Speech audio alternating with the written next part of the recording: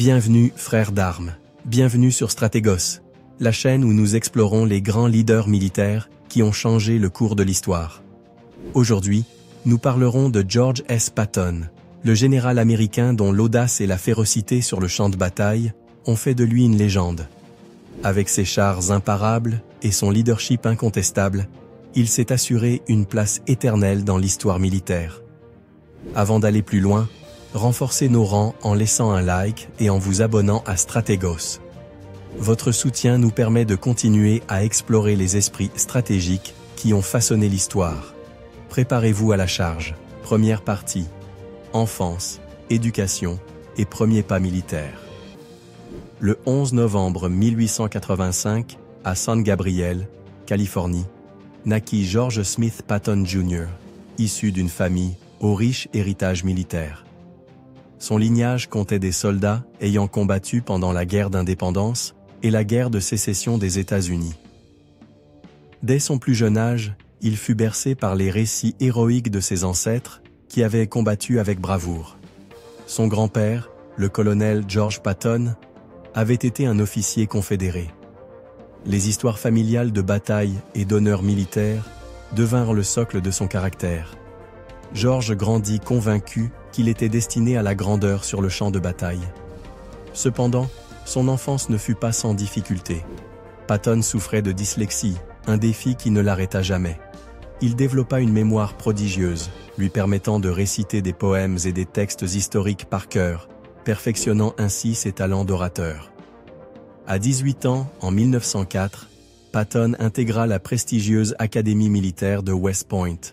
Malgré ses difficultés académiques dues à sa dyslexie, il se distingua par sa discipline et sa passion pour l'histoire militaire. West Point façonna Patton en tant que leader, lui inculquant les valeurs d'honneur, de loyauté et de service. Sa fascination pour l'histoire en fit un étudiant infatigable des batailles du passé, de Alexandre le Grand à Napoléon Bonaparte. Mais son talent ne se limitait pas au domaine académique. Patton était aussi un athlète exceptionnel. Il participa aux Jeux olympiques de Stockholm en 1912, où il concourut en pentathlon moderne, une discipline exigeante combinant escrime, équitation, natation, course et tir. Bien qu'il ne décrocha pas de médaille, sa performance fut impressionnante, notamment en escrime, où il se distingua comme l'un des meilleurs compétiteurs du monde. Cette expérience olympique lui enseigna la valeur de l'effort incessant et de la préparation rigoureuse, des qualités qui définiraient plus tard sa carrière militaire. Le destin de Patton prit un tournant décisif en 1916, lorsqu'il fut envoyé au Mexique lors de l'expédition punitive contre Pancho Villa, sous les ordres du général John G. Pershing. Ce fut là que Patton vécut son premier combat réel. À la tête d'une petite unité, il tendit une embuscade et abattit plusieurs chefs des forces villistes. Son courage et son agressivité lui valurent une reconnaissance immédiate, le respect de ses supérieurs et l'attention de la presse américaine. En 1917, lorsque les États-Unis entrèrent dans la Première Guerre mondiale, Patton fut envoyé en Europe. Bien qu'il ne commandât pas immédiatement des troupes en combat direct, il trouva sa véritable vocation en étant affecté à une unité nouvelle et expérimentale, le corps des blindés. À une époque où les chars étaient encore une technologie émergente, Patton entrevit leur potentiel destructeur. Il se chargea de l'entraînement des premières unités de chars américaines, leur enseignant comment manœuvrer ces monstres d'acier sur le champ de bataille. Sur le front en France, il fit preuve d'une bravoure sans faille. Il mena les assauts en première ligne, risquant sa vie sous les tirs ennemis. Blessé au combat, il refusa pourtant de faiblir. À la fin de la guerre, George Patton émergea comme un innovateur militaire et un chef impitoyable. Sa passion pour la stratégie et sa conviction que les blindés seraient la clé des guerres à venir posèrent les bases d'une carrière militaire qui allait changer le cours de l'histoire. Deuxième partie. Évolution professionnelle et la Seconde Guerre mondiale. À la fin de la Première Guerre mondiale en 1918, George S. Patton rentra aux États-Unis en tant que héros décoré, mais également en soldat animé d'une soif insatiable pour la guerre moderne. Ce conflit avait éveillé en lui une obsession, comprendre et anticiper les batailles à venir, persuadé que le monde allait bientôt replonger dans une guerre totale. Patton croyait fermement que l'avenir de la guerre appartenait aux chars d'assaut. Alors que beaucoup de ses contemporains considéraient ces véhicules comme une simple curiosité passagère, lui les voyait comme l'arme décisive du futur. Sa mission devint claire: développer et perfectionner la doctrine du combat blindé. Durant les années 1920 et 1930, il consacra son temps à étudier les tactiques de guerre et à rédiger de nombreux essais sur la stratégie militaire.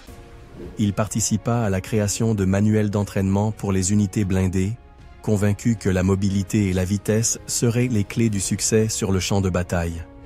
Cette période d'entre-deux-guerres fut pour lui un véritable laboratoire militaire. Il fut affecté à diverses unités de l'armée américaine, dont certaines expérimentales, où il mit au point de nouvelles tactiques d'utilisation des chars et véhicules blindés. Cependant, son ascension ne fut pas sans obstacle. Pendant cette période, le budget militaire des États-Unis fut drastiquement réduit, ralentissant considérablement le développement des unités blindées.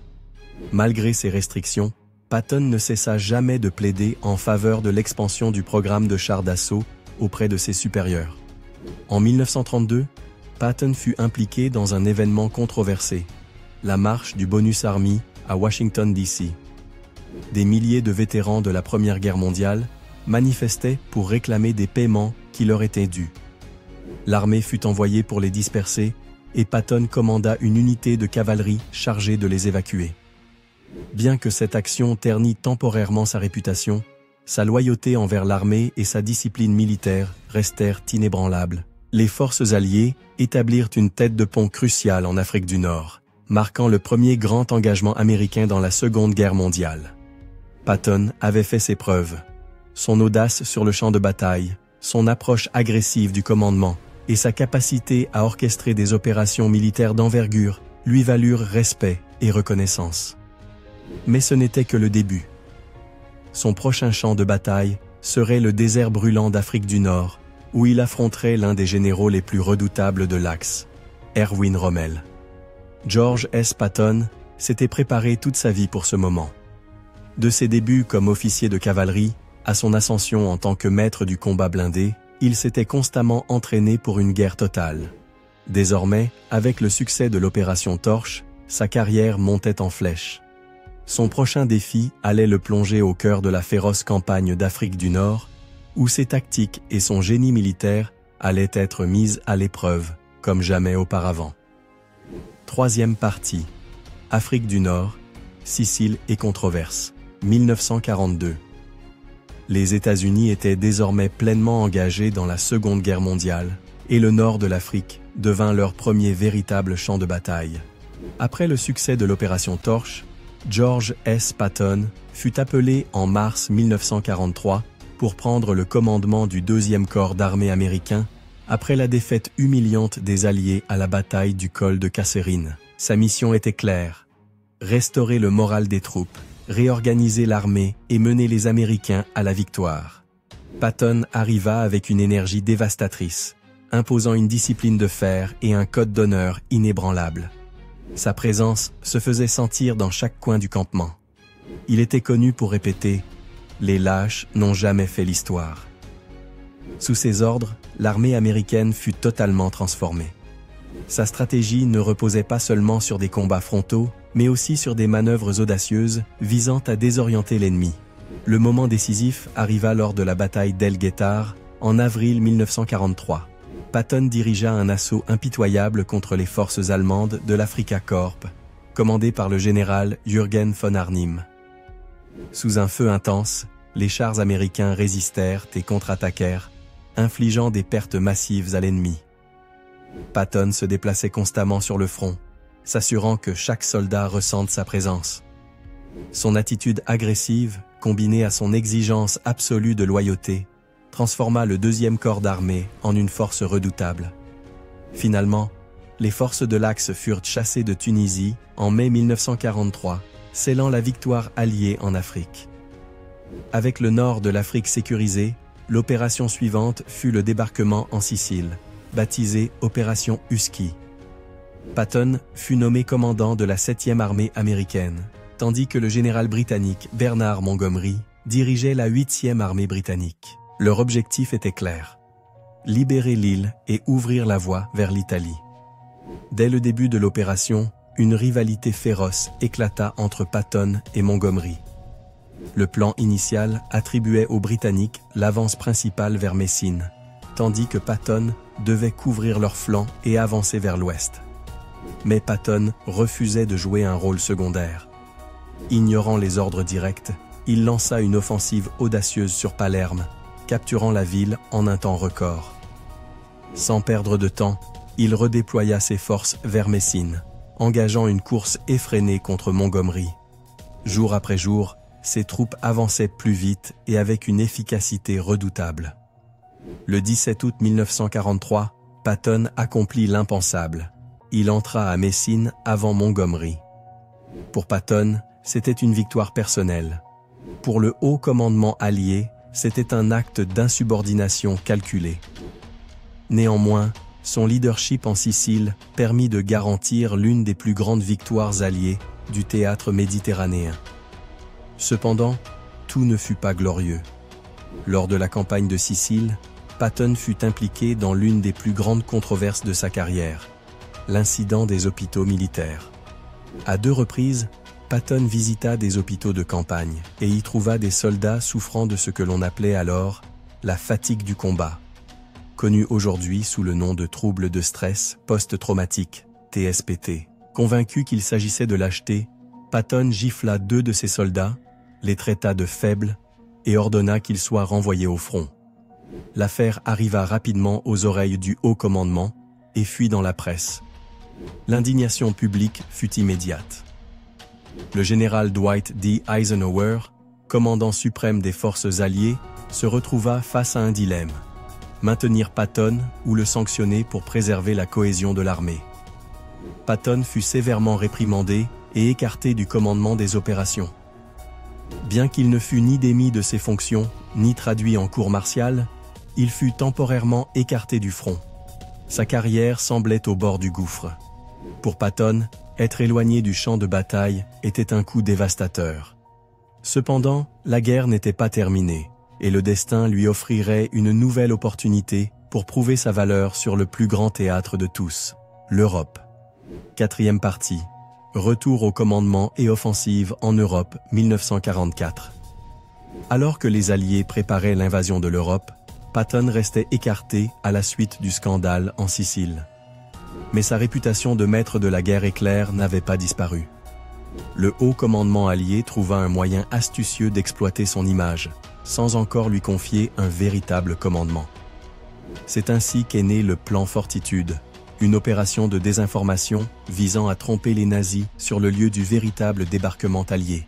Patton fut nommé commandant du fictif premier groupe d'armée des États-Unis, une unité totalement inexistante, prétendument stationnée dans le sud-est de l'Angleterre.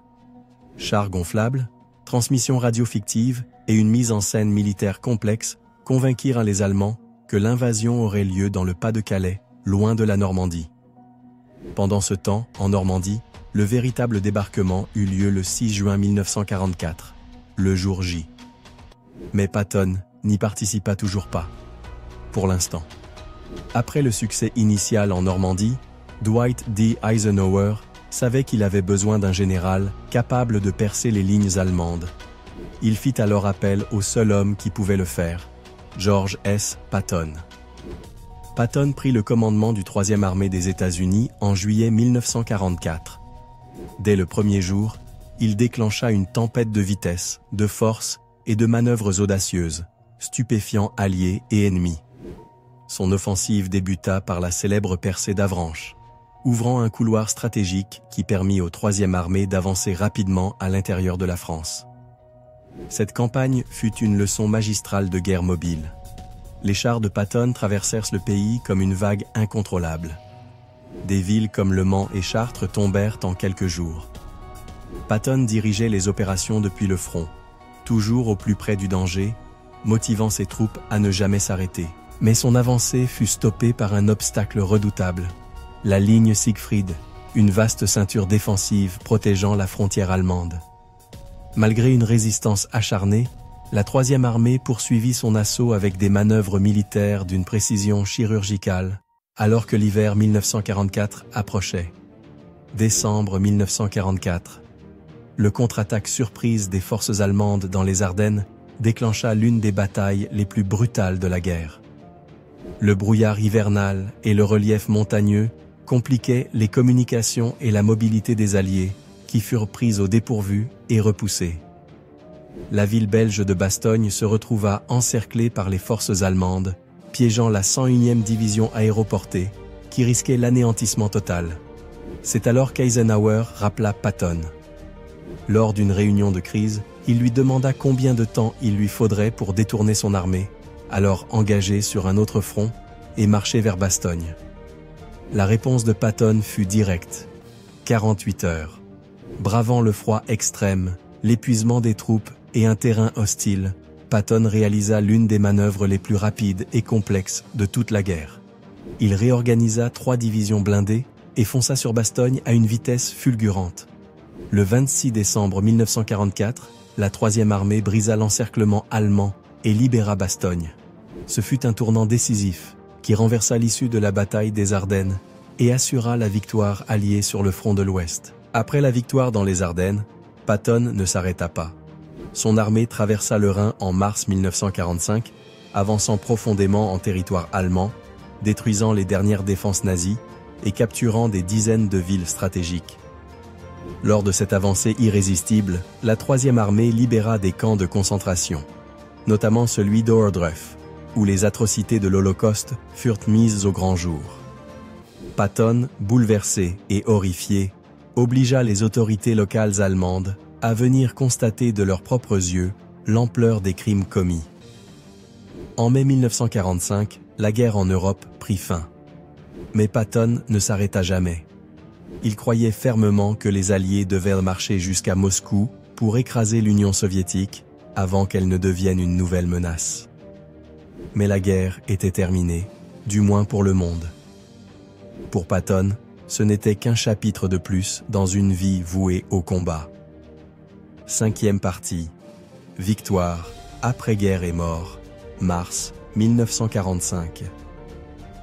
La Troisième Armée de George S. Patton se trouvait sur les rives du Rhin, le dernier grand obstacle naturel avant d'entrer en Allemagne. Bravant la résistance nazie, Patton exécuta l'une de ses manœuvres les plus audacieuses, une traversée surprise du fleuve lors d'un assaut éclair. Les chars de la Troisième Armée déferlèrent sur l'Allemagne à une vitesse foudroyante, capturant des villes clés comme Francfort et Kassel. L'objectif final était clair, anéantir le cœur industriel du Troisième Reich et détruire toute capacité de résistance restante. En mai 1945, Patton mena son armée jusqu'en Tchécoslovaquie. Mais les accords politiques l'arrêtèrent.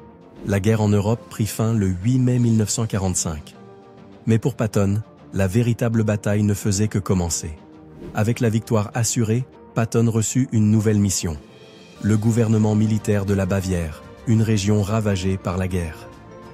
Une tâche administrative que le général méprisait profondément. Patton était un homme de combat, pas un diplomate. Son aversion pour la bureaucratie et ses opinions tranchées sur les soviétiques et la politique alliée ne tardèrent pas à lui attirer des ennuis.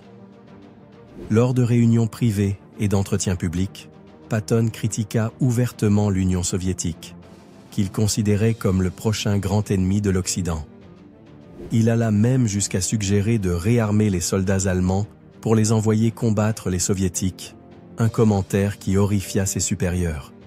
De plus, Patton manifesta une attitude ambiguë face à la dénazification de l'Allemagne, estimant que certains anciens fonctionnaires nazis étaient nécessaires pour maintenir l'ordre. Cette position provoqua un tollé politique à Washington. Finalement, le général Eisenhower, fatigué des polémiques, prit une décision radicale: le relever de ses fonctions. En octobre 1945, Patton fut affecté à un poste symbolique au sein de la 5e armée des États-Unis. Une manière élégante de l'écarter sans provoquer de scandale public. Décembre 1945. Avec sa carrière militaire définitivement terminée, Patton se préparait à rentrer aux États-Unis pour écrire ses mémoires. Mais la tragédie le frappa avant qu'il ne puisse partir. Le 9 décembre 1945, Alors qu'il voyageait à bord d'une voiture militaire près de Mannheim, en Allemagne, son véhicule fut percuté par un camion à un carrefour. Le choc fut terrible. Patton souffrit d'une fracture grave des vertèbres cervicales, le laissant paralysé du cou aux pieds. Alors que les autres passagers sortirent indemnes, Patton était désormais prisonnier de son propre corps. Pendant 12 jours, il resta hospitalisé à Heidelberg, pleinement conscient qu'il ne remarcherait plus jamais. Malgré son état, il conserva son humour légendaire, plaisantant avec ses médecins et demandant qu'on le ramène au front. Le 21 décembre 1945, George S. Patton succomba à une embolie pulmonaire.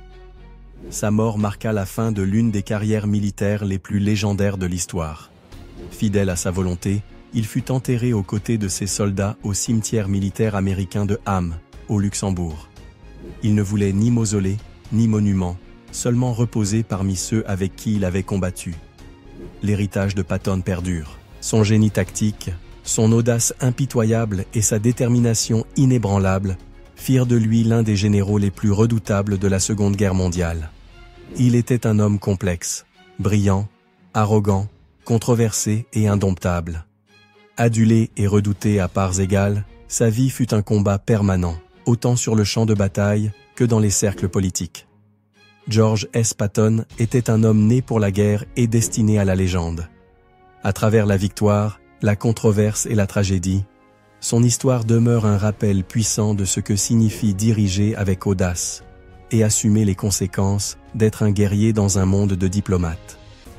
Merci d'avoir suivi cette plongée dans la vie de l'un des généraux les plus iconiques de l'histoire. N'oubliez pas de vous abonner et de partager cette série si vous souhaitez découvrir d'autres récits fascinants sur les grands leaders qui ont marqué l'histoire.